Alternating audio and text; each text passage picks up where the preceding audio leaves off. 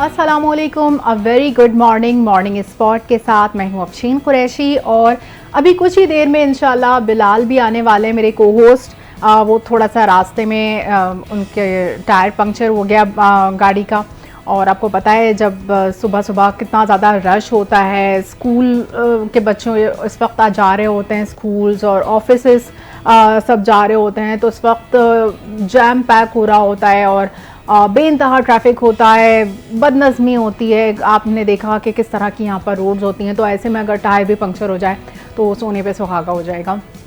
तो बस वो भी अभी बिलाल भी इसी मुश्किल में इस वक्त फंसे हुए हैं। इंशाल्लाह कुछ ही देर में हमें ज्वाइन करेंगे। जब तक के लिए हम अपने शो का बाकायदा आगाज़ करते हैं और सबसे पहले अच्छी बात करेंगे हम। और अच्छी बात आज बिलाल के बगैर ही शुरू कर लेंगे, वरना वो हमेशा पूछते थे ये अच्छी बातें आप कहाँ से लाती हैं। तो भाई अच्छी बातें जो हैं उससे हम अपने नाज़रीन तक के पहुँचाते हैं। और आज की अच्छी बात यह है कि गुजरी हुई गलतियों को छोड़ दें और आज से ही एक नया आगाज़ करें, क्योंकि ज़िंदगी हर दिन नया तोहफ़ा देती है। तो इसमें ये मैसेज है कि आपकी जो ज़िंदगी है उसमें हर इंसान से गलतियाँ होती हैं। ज़ाहिर है ये तो ह्यूमन नेचर है और नेचुरल है, इट्स नथिंग रॉन्ग कि मतलब इंसान गलतियों का पुतला है, तो इसमें कोई गलत बात नहीं है और ये सब होना फितरी बात है। लेकिन इन गलतियों में उलझ कर बैठ जाना, खुद को कोसना या उम्मीद छोड़ देना, हमें ये सब ऐसा रवैया नहीं अपनाना चाहिए कि जिसकी वजह से हम मायूसी की तरफ चले जाएं या अपनी गलतियों पर ख़ुद को इतना अंडर एस्टिमेट कर लें। अपने कुछ लोगों में आदत होती है ना सेल्फ टॉक की, तो वो क्या करते हैं, क्योंकि मुझ में भी ये आदत थी, आहिस्ता आहिस्ता मैंने अपने आप को इस चीज़ से निकाला कि अगर मुझसे कोई गलती हो जा रही है तो उसको सर पे सवार ना करूं, उसको इतना दिल पे ना लूं, बल्कि मूव ऑन करूं और उस गलती से सबक सीख कर आगे बढ़ जाऊं। लेकिन इंसान के कुछ ज़िंदगी में ऐसे फ़ैसले होते हैं, अगर वो गलत हो गए तो उसका पूरा ट्रैक चेंज हो जाता है, पूरी लाइफ टम्बल डाउन हो जाती है, फिर आप को नए सिरे से बिल्कुल स्क्रैच से स्टार्ट लेना पड़ता है। लेकिन ये कि हर मुश्किल के साथ आसानी है। तो मेरे ख़्याल में अगर आपने कोई गलती की है तो बजाय इसके कि आप उस पास्ट में रहें और ख़ुद को कोसते रहें या फिर उसी उलझन का शिकार रहें, आपको उस चीज़ से सीखकर सबक आगे बढ़ना चाहिए। उसको अपने पास्ट को पास्ट में ही रहना चाहिए, आगे मूव ऑन करना चाहिए और देखना चाहिए कि अब आगे आप खुद को कैसे बेहतर बना सकते हैं और कामयाबी, खुशी और तरक्की से, क्योंकि हमें ये जो मायूसी है वो दूर कर देती है, तो किस तरह हमें आगे बढ़कर कामयाबी, खुशी और तरक्की को थामना चाहिए, जो हर नया दिन अल्लाह ताला की तरफ से हमें एक नेमत की तरह होता है। तो हर नया दिन अल्लाह ताला की तरफ से एक मौका है ख़ुद को बेहतर करने का, ख़ुद को संवारने का और दूसरों के लिए कुछ अच्छा करने का। तो जो वक्त गुजर गया है उसे बदला नहीं जा सकता, लेकिन आज को बेहतर बनाकर कल को ज़रूर रोशन किया जा सकता है। तो कोशिश कीजिए कि अपनी गलतियों से सीखने की, ताकि कामयाबियां आपके कदम चूमें और आप दूसरों के लिए भी उम्मीद और रोशनी की किरण बन सकें। तो ये तो आज की थी अच्छी बात, उम्मीद है आपको भी पसंद आई होगी। और इसमें यही मैसेज है कि आपके जो भी गलतियां हैं उसको लेट गो कीजिए, मायूस ना होइए और आगे बढ़िए, और आगे बढ़ के आप कामयाबी से हमकिनार हों और दूसरों के लिए भी उम्मीद और रोशनी की किरण बनकर आगे बढ़ें। तो इसी के साथ हम अपने टॉप स्टोरीज से आगाज़ करते हैं मॉर्निंग शो का। और जो सबसे पहली टॉप स्टोरी है उसमें हम जिक्र करेंगे हमारे फील्ड मार्शल का, जिन्होंने कहा है कि पानी पाकिस्तान की रेड लाइन है, बुनियादी हक पर आंच नहीं आने देंगे, हिंदुस्तान जान ले पाकिस्तान कश्मीर को कभी नहीं छोड़ेगा। Field marshal general Asim Munir की मुख्तलिफ जामियात के वाइस चांसलर्स, प्रिंसिपल्स और असातिज़ा कराम से गुफ्तगू। तो ये बहुत अच्छी बात है कि जंग जीतने के बाद अब जैसे कि वज़ीर आज़म भी दौरे पर हैं और मुख्तलिफ ममालिक से मिलकर अपने बायलैटरल टर्म्स अच्छे कर रहे हैं और मतलब आपने कामयाबी हासिल कर ली, अब आप आगे बढ़ रहे हैं, आगे कुछ अच्छा सोच रहे हैं अपने मुल्क के लिए, अपनी कौम के लिए। इसी तरह जो फील्ड मार्शल हैं जनरल आसिम मुनीर, उन्होंने भी मुख्तलिफ जामियात का दौरा किया, वहाँ के वाइस चांसलर्स, प्रिंसिपल, असातिज़ा से गुफ्तगू की, वहाँ पर मौजूद तलबा और तालिबात से गुफ्तगू की और उसमें उन्होंने बता दिया, मतलब उन्होंने इस स्टेटमेंट को वाज़ेह कर दिया कि पानी जो है ना वो पाकिस्तान की रेड लाइन है, क्योंकि आपको पता है कि इंडिया ने सिंतास मुआहदे को ही बुनियाद बनाकर जंग का आगाज़ किया था और जिसमें उसने मुंह की खाई। लेकिन ये कि वो अभी भी धमकियों पे उतरा हुआ है, अभी भी किसी ना किसी तरह वो यही चाहता है कि पाकिस्तान को पानी, क्योंकि पानी एक कमज़ोरी है किसी भी कौम, इतनी सारी हमारे करोड़ की आवाम है, उसका अगर पानी रोक दिया जाए तो डेफिनेटली फिर प्रॉब्लम तो होगी। तो इस चीज़ को, इसको कमज़ोरी बनाकर, मतलब क्या कहते हैं कि आप सॉफ्ट टारगेट्स पे अटैक कर रहे हैं। जो इंडिया है वो पाकिस्तान जैसी पाकिस्तान के पानी पर अटैक कर रहा है, तो पानी पे जंग लड़ रहा है, तो सिंतास मुआहदे की खिलाफ वर्जी कर रहा है। तो इसी पर फील्ड मार्शल ने वाजे कर दिया अपनी स्टेटमेंट से कि पानी पाकिस्तान की रेड लाइन है और बुनियादी हक पर आंच नहीं आने देंगे, क्योंकि ये बेसिक राइट भी होता है और बेसिक नेसेसिटी भी होती है पानी। और पानी तो जो रोकता है तो फिर या तो वो यजीद होता है या फिर वो भारत होता है, और फिर उसका अंजाम भी वही होता है जो यजीद का हुआ। तो और बेशक आपने देखा कि अल्लाह ताला ने किस तरह से मुसलमानों को फतह से हमकिनार किया और दुश्मन ने मुंह की खाई। तो फील्ड मार्शल ने कहा कि हिंदुस्तान जान ले कि पाकिस्तान कश्मीर को कभी नहीं छोड़ेगा, यानी कि साथ ही फील्ड मार्शल ने इस अज़म का भी इजहार कर दिया कि पाकिस्तान कश्मीर के साथ है, चाहे जितनी भी जंगें भारत लड़ ले, चाहे पाकिस्तान को जितना भी अटैक करे, जितना भी उसको पानी पर या किसी भी दूसरे मौजू पर वो जंग छेड़ने की कोशिश करे, लेकिन पाकिस्तान अपने मौक़िफ़ से पीछे नहीं हटेगा और कभी भी कश्मीर के इशू को वो नहीं जाने देगा। Field marshal general Asim Munir ने मुख्तलिफ जामियात में गुफ्तगू की और कहा कि भारत ने कश्मीर का मसला दबाने की कोशिश की मगर नाकाम हुआ। तो भारत की हमेशा से यही कोशिश रही है कि कभी पानी को इशू बनाकर तो कभी कोई और मसला छेड़कर वो जो है मुसलमानों को, पाकिस्तान को तंग करे और इस तरह से वो क्या करे, जो मेन कॉज है कश्मीर इशू उसको दबाने की कोशिश करते हैं। यानी कि दुनिया के सामने वो ये कहेगा पाकिस्तान ने हम पर हमला कर दिया, हम जवाबी कार्रवाई कर दी, ये कर दिया, वो कर दिया, और इस तरह से ना खुद मजलूम बनने की कोशिश करेगा, लेकिन ये नहीं बताएगा कि वो खुद कितना बड़ा दुश्मन है और खुद कितना बड़ा जारे है और जालिम है जो कश्मीर का हक दबा के बैठा हुआ है और कश्मीर को उनका हक खुद इरादियत हासिल करने नहीं दे रहा और कश्मीर में अपनी फ़ौजें छोड़ रखी हैं जिन्होंने वहाँ पर आवाम का जीना दुश्वार किया हुआ है। वहाँ पर लोगों को उनके ह्यूमन राइट्स नहीं दिए जाते, बेसिक राइट्स नहीं दिए जाते, बल्कि राइट्स देना तो बहुत दूर की बात, उनको वहाँ जुल्म सितम का निशाना बनाया जाता है। और कितनी ही खबरें आए दिन हम सुनते हैं कश्मीर के हवाले से, हमारा दिल खून के आंसू रोता है, लेकिन हम इस मसले पर कुछ नहीं कर सकते, तो एटलीस्ट अब अपनी आवाज़ उठाते रहेंगे और इंडिया को उसके मज़मूम मकासद में कभी भी कामयाब नहीं होने देंगे। तो भारत ने कश्मीर का मसला दबाने की कोशिश की मगर नाकाम हो चुका। कश्मीर एक आलमी सतह का मसला है और पाकिस्तान भारत की इजारादारी कभी कबूल नहीं करेगा। जो कश्मीर का मसला है वो ऐसा नहीं है कि वो बस इंडिया और पाकिस्तान के दरमियान हो, वो एक आलमी सतह का मसला है। इस पर काफ़ी करारदादें भी नाफिज हो चुकी हैं, काफ़ी हर जगह, हर फोरम पे, अक़वाम मुत्तहिदा में हर जगह जो है कश्मीर का मसला उठाया जाता है और पाकिस्तान जो है भारत की जो मोनोपली है वो कभी भी कबूल नहीं करेगा। जो भी जा रहा है भारत के हम इस तरह कर दें कि पानी बंद कर दें, तो कभी कश्मीर में वहाँ पर अवाम कोई भी आर्टिकल लगाकर अवाम के जो राइट्स हैं वो सेल्फ कर लें। तो मार्का हक़ जो हुआ उसमें अल्लाह ताला ने पाकिस्तान की मदद की और ये मार्का हक़ इसी वजह से वजूद में आया कि अल्लाह ताला पाकिस्तान को नुसरत दे, फ़तह दे, मदद दे और कौम आहनी दीवार बन जाए तो कोई ताकत उसे गिरा नहीं सकती। बिल्कुल कौम जो है वो अपनी फ़ौज के शाना बशाना खड़ी रही, आहनी दीवार बन के खड़ी रही और कोई भी ताकत जो है उस कौम को नहीं पिघला सकती, उस आहनी दीवार को नहीं पिघला सकती और उस फ़ौज को नहीं कुछ कह सकती कि जिसके पीछे उसकी कौम हो।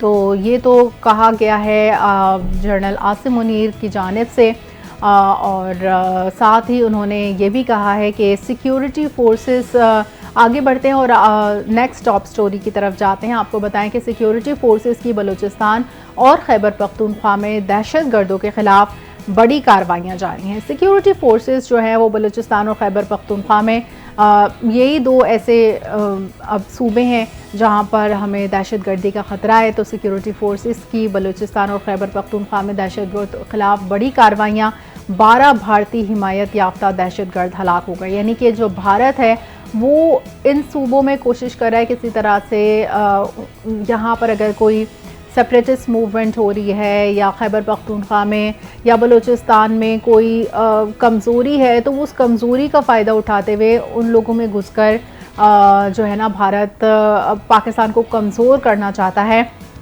लेकिन सिक्योरिटी फोर्सेस ने कार्रवाइयाँ करके 12 भारतीय हिमायत याफ्ता दहशतगर्द हलाक कर दिए।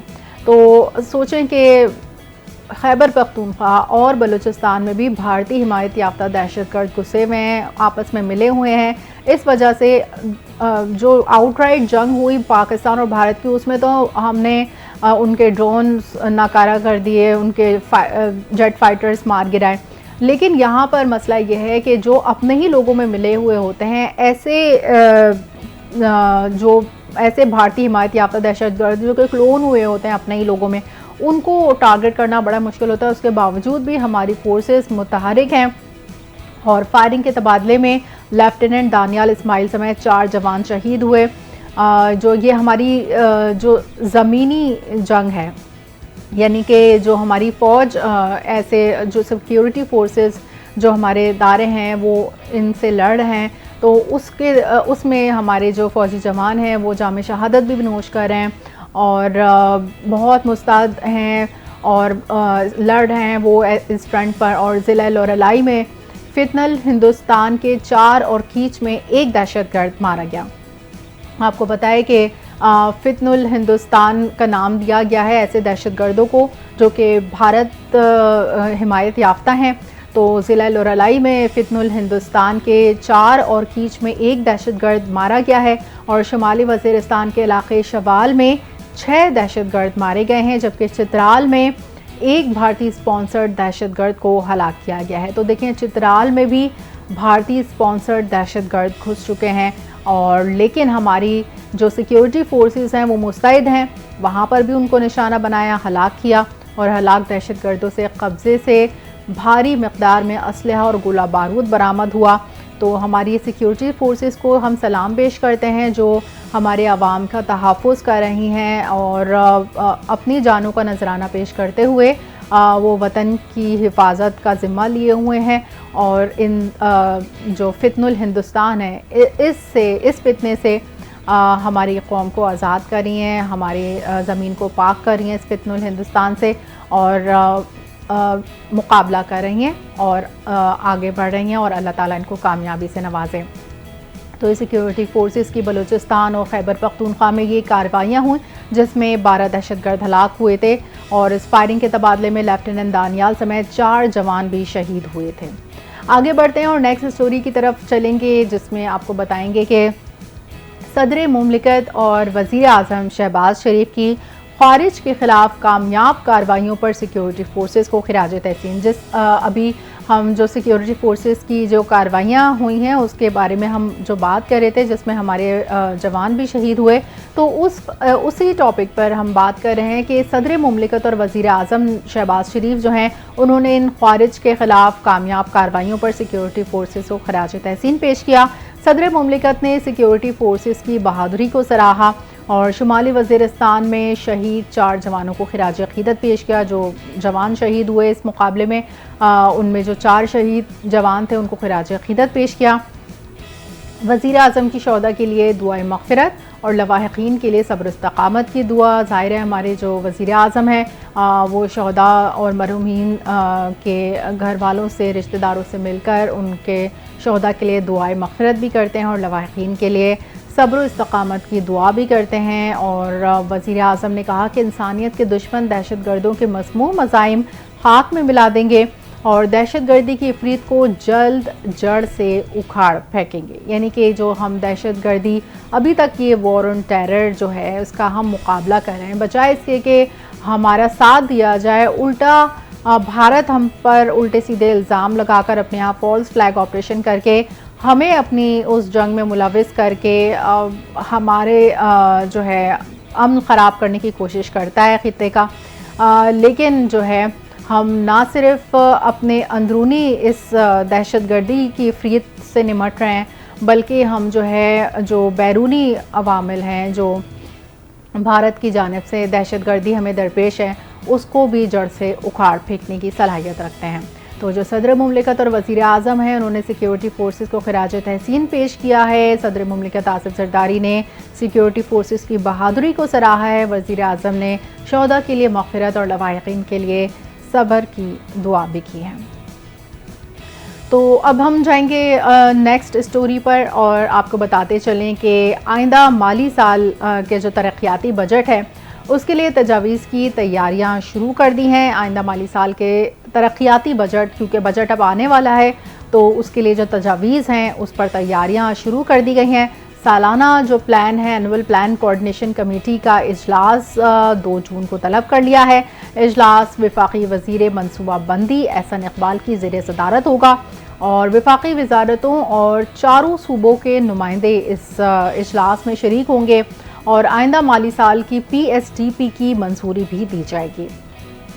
जो PSTP है उसकी मंजूरी दी जाएगी आइंदा साल की, और ज़राए के मुताबिक कमेटी आइंदा माली साल के लिए GDP ग्रोथ हदफ की भी मंजूरी देगी। जो हमारी GDP ग्रोथ है उसकी मंजूरी भी इस बजट में शामिल है, उसके लिए भी काम होगा, जबकि इस इजलास में आइंदा माली साल की PSTP की भी मंजूरी दी जाएगी। तो ये इजलास में हमारे तरक्याती अहदाफ हैं जो कि हम तय करेंगे। तरक्याती बजट के लिए जो तजावीज़ हैं वो तैयारियां उसकी शुरू हो गई हैं और 2 जून को ये इजलास होगा। तो ये आइंदा माली साल के तरक्याती बजट के लिए तजावीज़ की तैयारी शुरू कर दी गई है और एनुअल प्लान कोऑर्डिनेशन कमेटी का इजलास 2 जून को तलब कर लिया जाएगा और इजलास वफाकी वज़ीर मनसूबाबंदी एहसन इकबाल की ज़ेर सदारत होगा। तो आपको बताएं कि आइंदा माली साल का वफाकी बजट 10 जून को ही पेश किया जाएगा, ऐसा कहना है वफाकी सेक्रेटरी ख़जाना का। उन्होंने वजाहत करते हुए कहा है कि तारीख में कोई तब्दीली नहीं हुई है। मीडिया रिपोर्ट्स में इत्तलात सामने आई थी कि हुकूमत ईद की तातीलात के बाइस बजट की तारीख में रद्दोबदल पर गौर कर रही है। इससे कबल वफाकी वज़ीर ख़जाना के मुशीर खुर्रम शहजाद ने नए माली साल का वफाकी बजट 10 जून को पेश करने का ऐलान किया था। तो इसमें इन्होंने वजाहत कर दी है वफाकी सेक्रेटरी ख़जाना ने कि आइंदा माली साल का जो वफाकी बजट है वो 10 जून को ही पेश किया जाएगा और तारीख में कोई तब्दीली नहीं हुई है। इन्होंने ये चीज़ भी वाज़ेह कर दी है। आगे बढ़ते हैं और अब आपको बताएं कि मुल्क में जो है महंगाई में इजाफे का शदीद खदशा लाहक है। जून में महंगाई मुमकिना तौर पर बढ़कर 3 से 4% के दरमियान रहने का इम्कान है और रवा माह महंगाई 1.5% से 2% के दरमियान रहने का तखमीना लगाया गया है। वफाकी हुकूमत ने माहाना मुआशी आउटलुक रिपोर्ट जारी कर दी है और रिपोर्ट के मुताबिक ये जो आउटलुक रिपोर्ट है, मंथली आउटलुक रिपोर्ट है, उसके मुताबिक करंट अकाउंट जो है वो जुलाई ता अप्रैल 1.88 करोड़ सरप्लस रहा। बराह रास्त बैरूनी सरमायाकारी में कमी हुई है और स्टेट बैंक ज़खायर में इजाफा रिकॉर्ड किया गया है। तो यहाँ पर आपको महंगाई के हवाले से भी खबर दे दी है जिसमें वज़ारत ख़जाना ने मुल्क भर में महंगाई के इजाफे का खदशा ज़ाहिर किया है। आगे बढ़ते हैं और अब आपको टॉप स्टोरी में एक अहम खबर से आगाह कर रहे हैं जो कि आपने सुना होगा बिटकॉइन के हवाले से। तो बिटकॉइन वेगस 2025 में पाकिस्तान का अहम इक़दाम सामने आया है। पहले सरकारी हिमायत याफ्ता बिटकॉइन रिज़र्व का ऐलान कर दिया गया है, यानी कि इससे पहले जो है बिटकॉइन पाकिस्तान में स्टेट बैंक की जानिब से इसके तरदीद कर दी गई थी, लेकिन अब कहा जा रहा है कि ये पहले सरकारी हिमायत याफ्ता बिटकॉइन रिज़र्व का ऐलान कर दिया गया है। पाकिस्तान क्रिप्टो काउंसिल के CEO बिलाल बिन साकिब ने ऐलान करते हुए कहा है कि पाकिस्तान में 40 मिलियन क्रिप्टो वॉलेट्स मौजूद हैं, यानी कि पाकिस्तान में 40 मिलियन क्रिप्टो वॉलेट्स मौजूद हैं। इसका मतलब है कि बड़ी तादाद में पाकिस्तान में क्रिप्टो के इन्वेस्टर्स मौजूद हैं, वॉलेट्स मौजूद हैं और ये दुनिया की सबसे बड़ी और सबसे ज़्यादा फाल फ्रीलांस मईशतों में से एक है। जैसे बिलाल बिन साकिब की आलमी क्रिप्टो कंपनियों को पाकिस्तान में सरमायाकारी की दावत दी गई है और इस हवाले से फिर आपको बताएं कि बिटकॉइन अगस्त 2025 में पाकिस्तान का अहम इकदाम सामने आया है और पाकिस्तान ने पहले सरकारी हिमायत याफ्ता बिटकॉइन रिजर्व का ऐलान कर दिया है। बिलाल बिन साकिब को की आलमी क्रिप्टो कंपनियों को पाकिस्तान में सरमायाकारी की दावत। खबरों का सिलसिला जारी रहेगा और भी टॉप स्टोरीज हमारे पास हैं, उस पर हम बी पर भी लेंगे, बात करेंगे मज़ीद। इतने में बिलाल हमें ज्वाइन कर लेंगे तो फिर आगे भी खबरों का सिलसिला जारी रखेंगे। फ़िलहाल यहाँ वक्त एक ब्रेक, आप हमारे साथ रहिए।